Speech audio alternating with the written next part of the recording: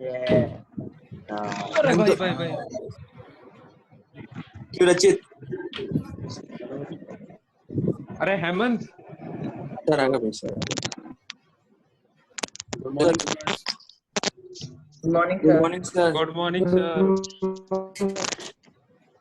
ये बताओ, मैं गूगल क्लासरूम का लिस्ट खोल रहा हूँ, इस पे कौन ऐड नहीं हुआ है?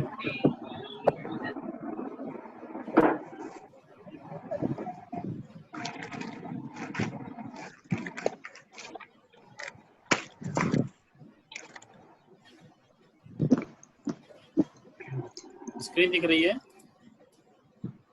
Yes sir. यस सर अभी यस यहाँ पे सर। देखो कौन नहीं है, किसका नाम नहीं है इसमें। Okay sir. मैं धीरे धीरे स्क्रॉल कर रहा हूँ, इसका नहीं है बोलेगा।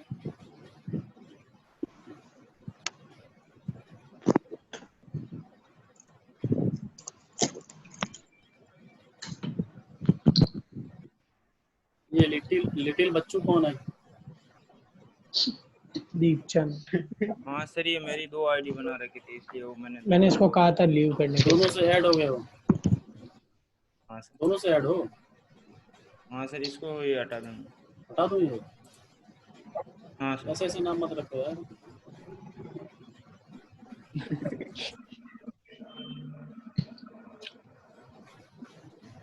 ये T series Raghavendra Pandey, T series. मैं चाहता हूँ कि थोड़ा आप लोग इस पे अपना डीपी डालें, प्रोफेशनल डीपी, इसका जो प्रोफाइल पिक्चर है, ठीक है? अपना फोटो डालिए ताकि हम लोग नाम देख के, चेहरा देख के याद रहे हमें कि ये स्टूडेंट, ये इसका नाम ये है, ठीक है? टी सीरीज लिखा हुआ है इस पे शायद। सोनू सुथार, ये आर्मी का लगाया है, चलो अच्छा है, आर्मी का लगाया हो। अपना फोटो लगा लो पहले। किसका नाम नहीं है जो आज क्लास में है? उसमें से किसी का नाम नहीं है?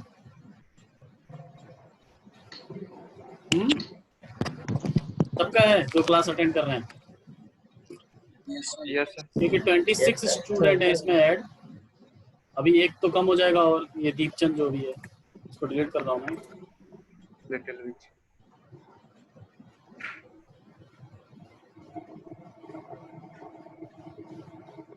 ठीक है, आज चेंज कर लेना आप लोग अपना प्रोफाइल पिक्चर इसमें से।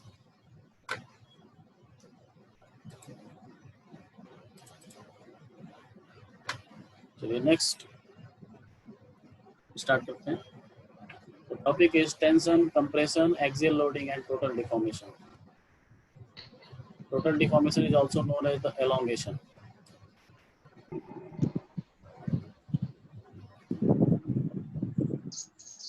ठीक है? टेंशन, कंप्रेशन ये पहले भी देख चुके हैं हम लोग, थोड़ा सा फिर से थोड़ा सा और डिटेल में देखेंगे। Tension, compression, axial loading and total deformation. जैसे ये टेंशन में है, तो टेंशन में होगा, इसके ऊपर क्या अप्लाई हो रहा होगा? Force, outside force which will responsible to increase the dimension in the direction of force.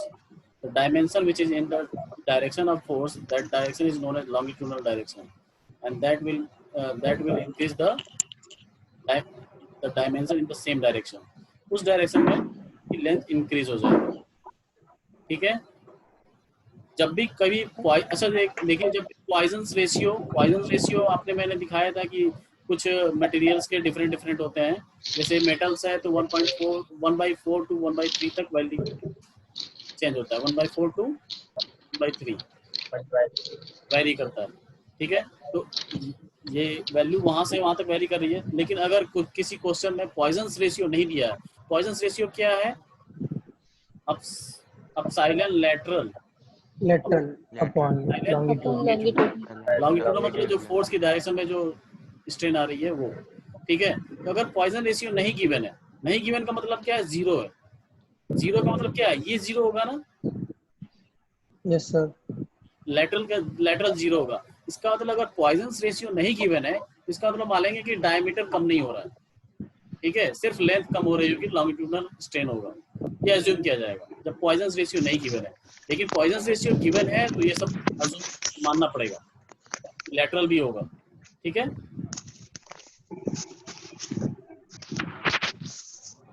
So this is tension which is responsible to increase the dimension in the direction of force. This is P and this is P.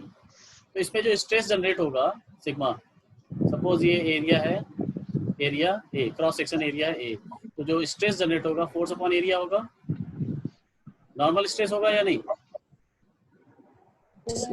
ये normal stress है, shear stress नहीं पढ़ना हम लोग, normal stress है, इस cross section के normal है फोर्स, और स्ट्रेस भी इसी डायरेक्शन में जनरेट होगी।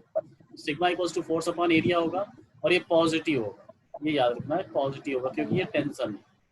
ठीक है, नेक्स्ट इज कंप्रेशन। इसमें कैसे फोर्स लगेगा? इनवर्ड। ठीक है, P, और इसमें जो स्ट्रेस जनरेट होगी वो क्या होगी? Sigma equals to P by A, but negative sign के साथ होगा, या तो नेगेटिव साइन के साथ लिखो। देखिए अब नेगेटिव साइन के साथ मतलब लिखने का मतलब ये है कि फोर्स नेगेटिव है, बोल सकते हैं, या तो फोर्स नेगेटिव है, या तो हम बोल सकते हैं कि जो स्ट्रेस जनरेट होगी वो नेगेटिव है। कुछ भी कैसे भी आपको मानना पड़ेगा, कंप्रेशन में जब भी जो मैग्नीट्यूड आएगा स्ट्रेस का वो नेगेटिव के साथ आएगा। ठीक है, या तो ऐसे लिखिए P बाई ए नेगेटिव के साथ, या फिर लिखिए P by A in bracket compressive. ठीक है, समझ में आ रहा है? जैसे कोई भी चीज, कोई किसी चीज का रेट ऑफ चेंज चेक करना है हमको, तो रेट ऑफ चेंज हम चेक कर रहे हैं, एक बार नेगेटिव लिख रहे हैं और एक बार पॉजिटिव लिख रहे हैं, तो क्या बोलेंगे? नेगेटिव का मतलब क्या? डिक्रीज हुआ होगा, पॉजिटिव का मतलब क्या है? इंक्रीज हुआ होगा। ठीक,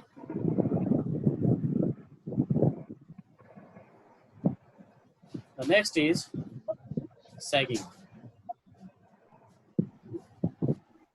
व्हाट इज सैगिंग? सैगिंग है एक बेंडिंग मोमेंट का फिनोमेना। अगर मैं इसको बेंड करूं,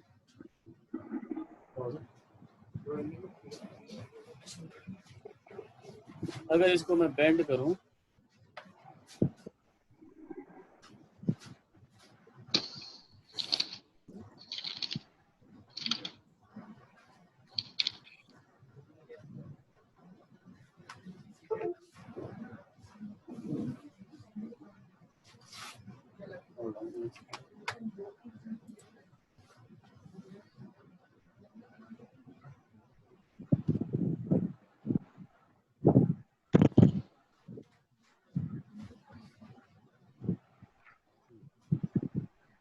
अगर मैं इसको बेंड करूं इस साइड से, ऐसे मोमेंट अप्लाई किया इस पे, इसको बोलते हैं सैगिंग, या फिर इसको बोलते हैं पॉजिटिव बेंडिंग। ठीक है, ये बेंड होने के बाद कैसा हो जाएगा? शेप कैसी हो जाएगी इसकी? ऐसी हो जाएगी। ठीक है, ध्यान से देखिएगा। नेक्स्ट है, next is known as hogging. इसमें कैसे बेंड होगा? Just opposite, just opposite like this. तो इसमें जो शेप बनेगा वो कैसा बनेगा? ऐसा। ठीक है, अब आपको दिख रहा होगा कि ये जो ऊपर का लेयर और ये नीचे का जो लेयर है, इन दोनों में देखिए क्या अंतर है इसमें और इसमें। लेंथ नीचे वाली बड़ी है सर, ये लेंथ बढ़ जाएगी, छोटी है, हाँ ये बड़ी है, इंक्रीज हो जाएगी, और ये लेंथ डिक्रीज हो जाएगी, और ये यहाँ पे ये इंक्रीज हो जाएगी, और यहाँ पे ये लेंथ डिक्रीज हो जाएगी। अब डिक्रीज और इंक्रीज कब होता है? कंप्रेशन में क्या होता है? लेंथ डिक्रीज, डिक्रीज हो जाता यहाँ पे डिक्रीज हुआ, इसका मतलब ये किस में होगा? कंप्रेशन में होगा। और ये इंक्रीज हुआ तो ये किस में होगा? टेंशन में होगा। सेम यहाँ पे क्या होगा? यहाँ पे ये टेंशन में होगा और ये कंप्रेशन में होगा। ठीक है, और देखो मोमेंट लगाए हम लोग, हमने क्या लगाया? मोमेंट। तो इन टर्म्स ऑफ फोर्स निकालना है हमको। अगर मैं बोलूँ कि फोर्स कैसे अप्लाई हो रहा है इसके ऊपर, कैसे नॉर्मल स्ट्रेस अप्लाई जो हो रहा है इसमें, चेंज इन लेंथ या चेंज इन डायमेंशन जो हो रहा है उसको मतलब नॉर्मल क्यों बोल रहे हैं? इसमें नॉर्मल स्ट्रेस, हेडिंग क्या लिखा हुआ है? Normal stress. ये नॉर्मल स्ट्रेस की कंडीशन में आएगा। क्यों? क्योंकि लेंथ के अलोंग इसका डायमेंशन चेंज हो रहा है कि नहीं? ये लेंथ का एक्सिस था इसका, ये अलाउंग इसका एक्सिस यहाँ पे कम हो रहा है और यहाँ पे इंक्रीज हो रहा है। एक जगह पॉजिटिव स्ट्रेस होगा, एक जगह नेगेटिव स्ट्रेस होगा। यहाँ से एक कंक्लूजन निकलता है कि bending is also responsible for generating normal stresses. ठीक है, doubt Hemant? Yes sir. Doubt no sir. Rachit? No sir. No, ये पूछूंगा मैं। ठीक है, यस सर। तो साइन कन्वेंशन कैसा होगा वही मैं अभी बता चुका हूँ ये, कि अगर टेंसाइल है तो पॉजिटिव स्ट्रेस, कंप्रेसिव है तो नेगेटिव स्ट्रेस। नेगेटिव का मतलब मैग्नीट्यूड, सपोज 50 मेगा पास्कल आया है तो पॉजिटिव आएगा, अपने आप आएगा। साइन कन्वेंशन फोर्स का या फिर स्ट्रेन का या फिर चेंज इन डायमेंशंस का लोगे, अपने आप उसका स्ट्रेस की वैल्यू क्या आएगी, पॉजिटिव आएगी, और उस स्ट्रेस की वैल्यू नेगेटिव आएगी। पता है ना? अब मैंने बोला यहाँ पे इसमें, यहाँ पे लेंथ क्या होगी, कम होगी। यहाँ पे लेंथ कम हो रही है, लेंथ कम हो रही है तो स्ट्रेन क्या होगा, नेगेटिव होगा, और stress is directly proportional to strain. तो स्ट्रेन जब नेगेटिव है तो स्ट्रेस अपने आप नेगेटिव आ जाएगा। Yes sir. क्या?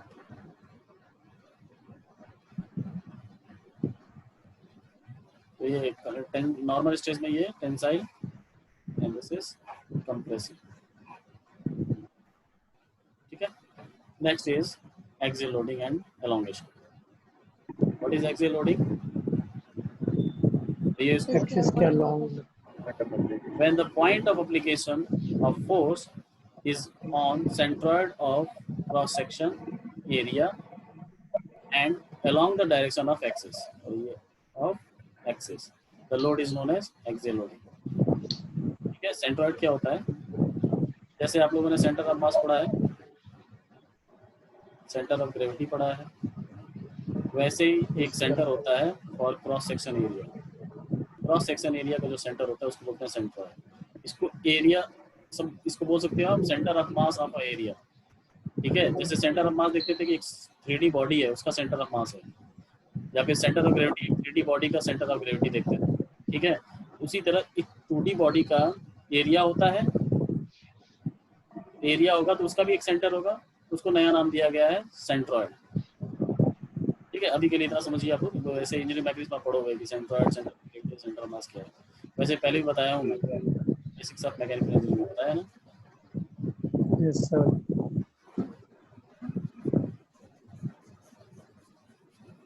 ठीक है, मतलब अगर ये सर्कुलर बार है, इसका एक्सिस है ये, और इसका सेंट्रॉइड कौन सा है, ये। तो जो फोर्स लगेगा इसके ऊपर ऐसे या फिर इस डायरेक्शन में, चाहे जैसे भी, लेफ्ट में या राइट में लगे, लेकिन एक्सिस से पास होना चाहिए और सेंट्रॉइड से पास होना चाहिए। ठीक, that loading is known as axial loading. तो यहाँ पे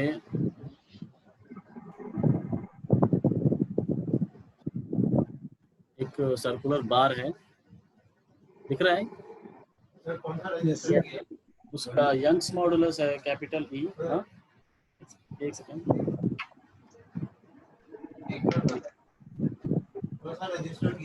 वो मैथमेटिकल मॉडलिंग ऑफ मैन्युफैक्चरिंग पहला ही कर दिया है कि पहले कर दिया है?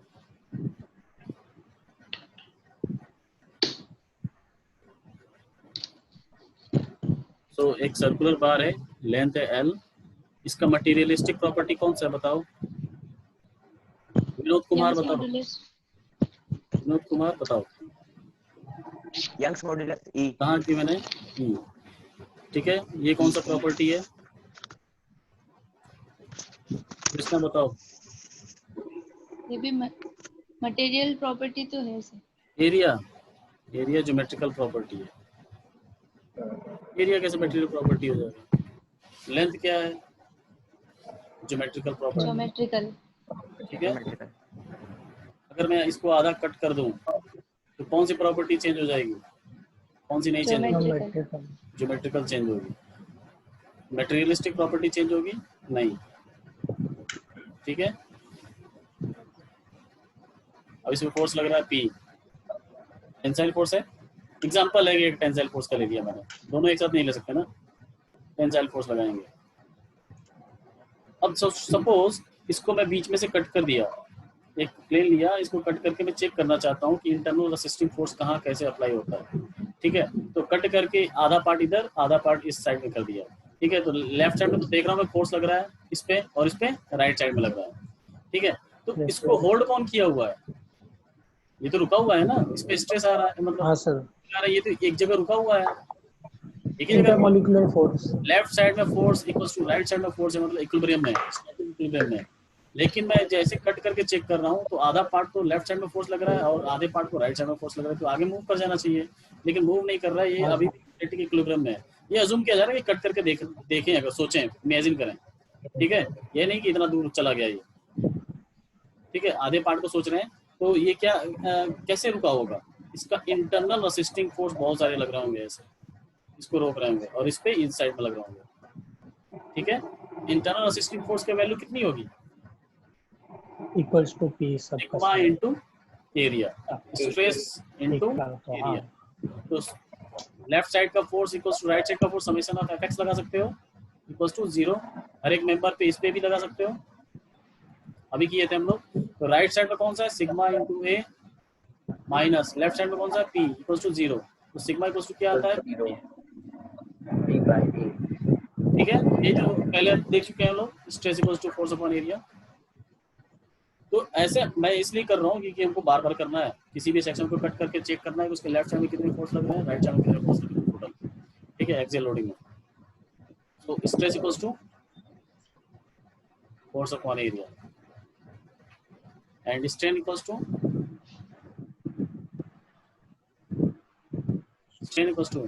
change in length upon original length. Last is very important, axial elongation or deformation, delta। Delta बोलो या फिर चेंज इन लेंथ बोलो, डेल्टा एल।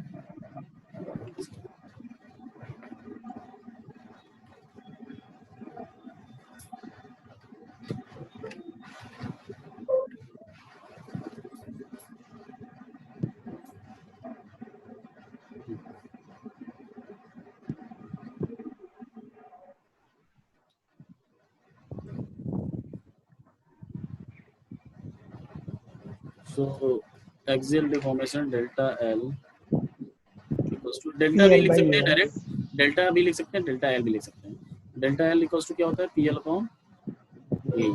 ये याद रखना है फॉर्मूला हमेशा। ठीक है, टिप पे होना चाहिए कि मैं एक फोर्स लगा रहा हूँ पी किसी एक प्रिज्मेटिक बार पे। प्रिज्मेटिक बार समझ रहे हो, क्रॉस सेक्शन एरिया कहीं भी चेंज नहीं हो रहा है, तो उस प्रिज्मेटिक बार में ये फोर्स लग रहा है ऐसे, और यंग्स मॉडुलस कांस्टेंट है, मतलब मेटेरियलिस्टिक प्रॉपर्टी कांस्टेंट है, एरिया कांस्टेंट है।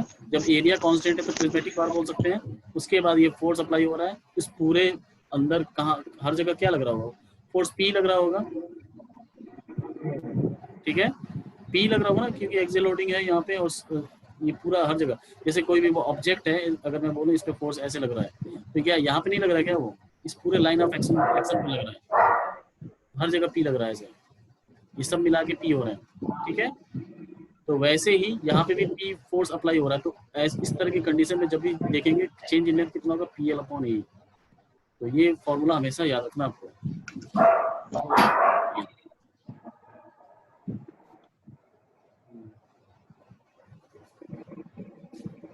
पी एल अपॉन ए, ठीक है। सो ये फॉर्मूला याद रखना आपको। Next is combination of the bars. अभी सर्कुलर बार है, हो सकता है रेक्टेंगुलर भी बार हो। अभी मैं सर्कुलर सिंपल से ले रहा हूँ क्योंकि मतलब इसका डायमीटर अगर गिवन होगा तो आप एरिया निकालेंगे पाई डी स्क्वायर बाई 4। एरिया भी मैं डायरेक्टली एरिया यहाँ पे गिवन दूंगा यहाँ पे। अभी हम लोग चेक करेंगे कि इस क्वेश्चन को सॉल्व कैसे करें। सॉल्व क्वेश्चन हम लोग ट्यूटोरियल क्लास में ही करेंगे, न्यूमेरिकल सारे ट्यूटोरियल क्लास में ही करेंगे। सब कुछ थ्योरी पढ़ेंगे और थ्योरी आप घर पे फिर से रिवाइज करेंगे। ठीक है, तो इन दोनों में क्या अंतर है? दोनों तरह के कॉम्बिनेशन में क्या अंतर है? कौन सा सीरीज में कौन सा पैरेलल है? फर्स्ट वाला सीरीज में, सेकंड वाला पैरेलल। ठीक है, तो इसमें क्या लग रहा है कि कांटेक्ट जो है दो बार के बीच में वो क्या है? एंड टू एंड है। इसका एंड जैसे हुआ, इसका स्टार्टिंग एंड इसके साथ जुड़ गया। यहाँ पे क्या है? सरफेस टू सरफेस कांटेक्ट है। इसका पूरा सरफेस इसके ऊपर ओवरलैप है, ठीक है। तो पैरेलल में क्या आएगा, सरफेस टू सरफेस कांटेक्ट, और सीरीज में क्या आएगा, end to end contact. This is in series, this is in parallel. So parallel के लिए कंडीशन है, कंडीशन और सपोज ये फंडामेंटल है इसका कि पहला, the first point is very important, deformation और क्यूमुलेटिव। क्यूमुलेटिव मतलब जुड़ जाएंगे। इसका जो ये पहला बार है और ये दूसरा है, वैसे ही यहाँ पे ये पहला है, ये हॉलो है, पहला वाला क्या होगा, हॉलो होगा तभी तो उसके अंदर जाएगा दूसरा वाला, ठीक है। हाँ सर। ये दूसरा, दोनों पे फोर्स लग रहा है एंड पे P, यहाँ पे भी लग रहा है एंड पे P। तो अगर इसमें जो चेंज इन लेंथ आएगा वो डेल्टा 1 होगा, और दूसरे में क्या आएगा, डेल्टा 2। तो दोनों जुड़ जाएंगे जब टोटल निकाला जाएगा।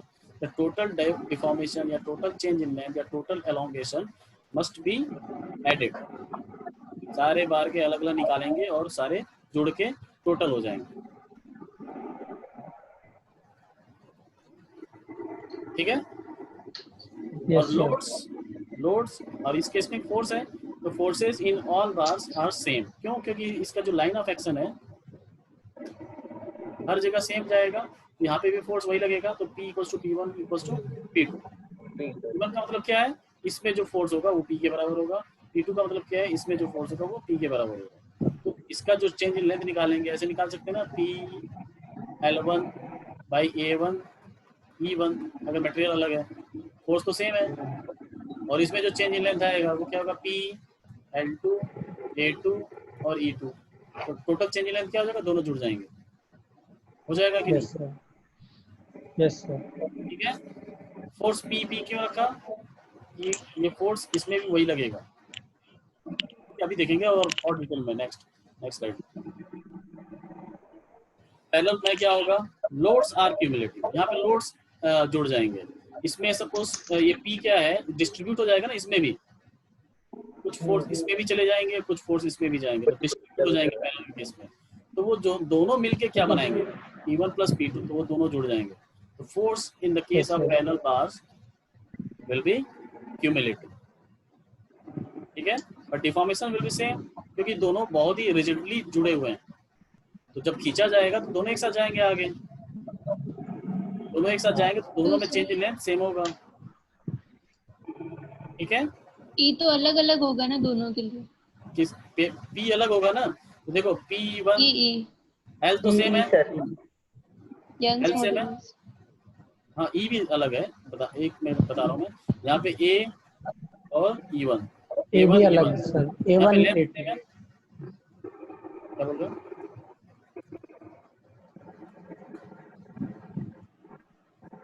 Equals to total change in length delta. ये देखिए यहाँ पे क्या है, हमको ये अज्यूम नहीं करना है, ये एक्चुअल में होगा, दोनों रिजिडली जुड़े हुए हैं। मैं फोर्स लगा रहा हूँ, तो अगर दोनों में अलग अलग डिफॉर्मेशन होता तो फोर्स भी इस हिसाब से सेम हो जाता है इसमें, कि फोर्स P इस पे भी लग रहा है, फोर्स P इस पे भी लग रहा है, तो डिफॉर्मेशन अलग होगा ना। डिफॉर्मेशन तब अलग होगा जब फोर्स सेम लगे, अच्छा। क्योंकि मटेरियल अलग अलग है। लेकिन मैं बोल रहा हूँ कि इसको एक साथ स्ट्रेच करना है, आगे बढ़ाना है, उस केस में फोर्सेस अलग अलग पहुंचेंगी इन दोनों में, ठीक है। कोई कमजोर है तो उसको तो कम ही फोर्स चाहिए ना आगे उसका चेंज इन लेंथ करने के लिए, और अगर स्ट्रांग ये है, पहला वाला स्ट्रांग ज्यादा है, तो इसमें चेंज इन लेंथ कम होगा। लेकिन दोनों को एक साथ लेके जाना है, दोनों को एक साथ लेके जाना है, तो डिफॉर्मेशन सेम रखना पड़ेगा, ठीक है। अलग अलग पहुंचेंगी, ठीक है। तो ये याद रखना पैरेलल में, मतलब अगर इसको अगर मैं आगे बढ़ा दूं, ये आगे निकल गया और ये यहीं तक पहुंचा, तो फिर तो वो हमारा जो एप्लीकेशन होना चाहिए था इस बार का, वो तो हो ही नहीं पाएगा ना, इसका शेप ही चेंज हो गया, ठीक। यस। तो case 1 is case 1 stepped bar with force applied at the end. ये स्टेप्ड बार है, स्टेप्स में इसके साइज चेंज हो रहे हैं, ऐसा नहीं कि कंटिन्यूअसली चेंज हो रहा है इसका क्रॉस सेक्शन एरिया, स्टेप में चेंज हो रहा है इसका एरिया, ठीक है। और इसके एंड पे एक फोर्स लग रहा है, सिर्फ एंड पे फोर्स लग रहा है। इसका केस है कि एट द एंड फोर्स लग रहा है, और ये स्टेप्ड बार है क्योंकि इसका क्रॉस सेक्शन एरिया स्टेप में चेंज हो रहा है, ग्रेजुअली चेंज नहीं हो रहा है, सॉरी कंटिन्यूअस चेंज नहीं हो रहा है। और ऐसे नहीं है कि ऐसा बना हुआ है, ठीक है। इसको बोलते हैं ग्रेजुअली चेंज या फिर continuous change in the cross section area. तो ये बता सकते हो कि कम्प्लीटली, अगर इसको पूरा एक एग्जांपल लिया जाए, तो ये एक प्रिज्मेटिक बार है, प्रिज्मेटिक बार है या नहीं? प्रिज्मेटिक बार नहीं है, लेकिन अगर अलग अलग देखा जाए तो प्रिज्मेटिक बार सिंगल देखा जाए तो प्रिज्मेटिक बार होगा। ठीक, समझ में आ रहा है? तो पहला यस सर। अभी फ्री लास्ट क्लास कर देख चुके हो आप लोग, जो मैंने कुछ होमवर्क भी दिया था उसमें, कि जो स्क्रीन पे मैंने कुछ लिखा था उस समय क्लास के टाइम, वो मैंने ब्लैंक करके दिया था आपको नोट्स, उस पर आप लोगों ने कुछ होमवर्क किया रख पे? रचित लास्ट बताओ। क्लास में कहाँ दिया था? Yes sir. क्या कल की क्लास में सर? हाँ कुछ स्क्रीन ऐसी थी जिसपे मैंने कुछ लिखा था ड्यूरिंग लेक्चर, वो जब नोट्स मैंने भेजा है तो उसको ब्लैंक करके भेजा है, तो उस पर कुछ किया तुमने होमवर्क? सर, नोट्स उतार दिए ना सारे, मतलब वो पिछली क्लास वाले नोट्स उतार लिए थे सर। उतार ली थी, मतलब उतार ली थी बस? सर हाँ, उसको मतलब पेयर नोटबुक में कॉपी कर लिए थे। अच्छा, और दिमाग पे कब चढ़ाओगे? नहीं सर, वो समझ के किए थे ना। समझ के। अच्छा, तो ये बताओ फ्री बॉडी डायग्राम क्या होता है, बताओ। Sir free body diagram sir मैं बना के बता सकता हूँ। बना के नहीं, नोट्स बताओ, नोट्स दिखाओ, नोट्स में कहाँ लिखे हो? ये सर यहीं पे लिखा हुआ है, खुला हुआ है। हाँ, एक सेकंड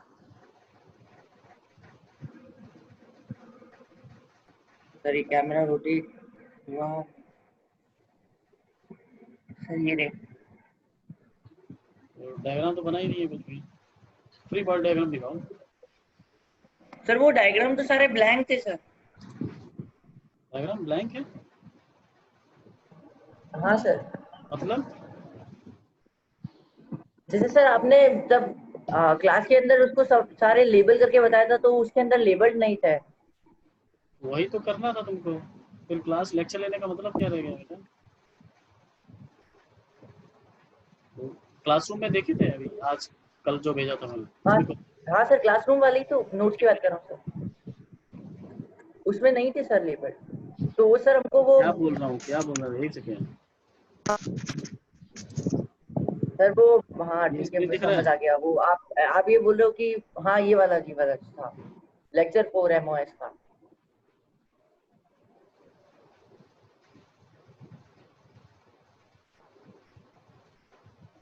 हाँ सर, ये वाला। ये देखे नहीं हो क्या? ये खाली है ना?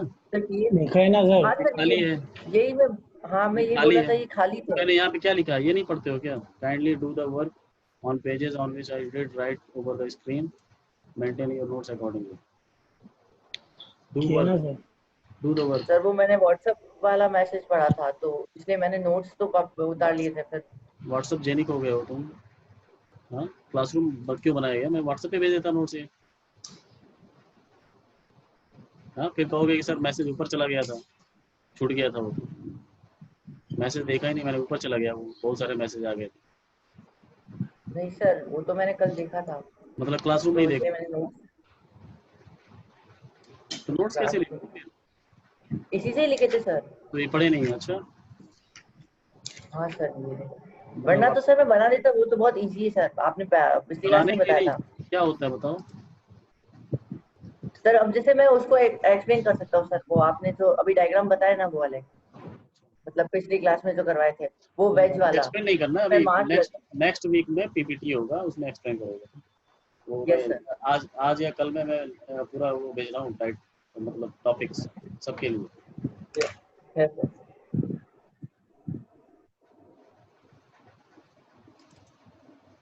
चलिए, पहला स्टेप है फ्री बॉडी डायग्राम। ठीक है, इस पूरे ऑब्जेक्ट का, पूरे मेंबर सारे कंप्लीट एक बॉडी है, ठीक है, ये सब जुड़ा हुआ है। तो एक बॉडी है, तो एक इस बॉडी का फ्री बॉडी डायग्राम बनाएंगे। तो ये बॉडी को मैंने अलग किया, ठीक है, इस बॉडी को पूरा अलग किया। इस पे कितने फोर्स लगेंगे? तो फोर्स बाहर से लगी रहा है, ये P, और एक रिएक्शन और एक रिएक्शन आएगा। Okay. क्यों आएगा रिएक्शन? क्योंकि ये तो इक्विलिब्रियम में है। इक्विलिब्रियम में तभी हम लोग एनालिसिस कर रहे हैं स्ट्रेस और स्ट्रेन की।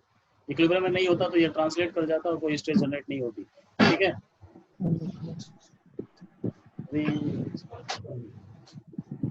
ये आपको रिजॉइन करना पड़ेगा। तो जल्दी से आप लोग अपना अटेंडेंस दीजिए जल्दी से।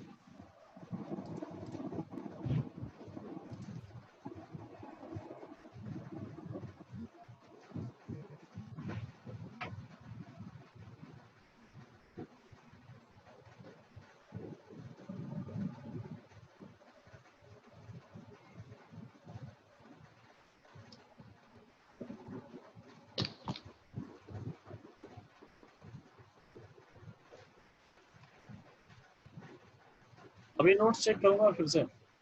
ध्यान रहे, अभी तो देख लीजिए। थोड़ा 2 मिनट बाद ज्वाइन कीजिए आप लोग, थोड़ा देख लीजिए नोट्स जल्दी से।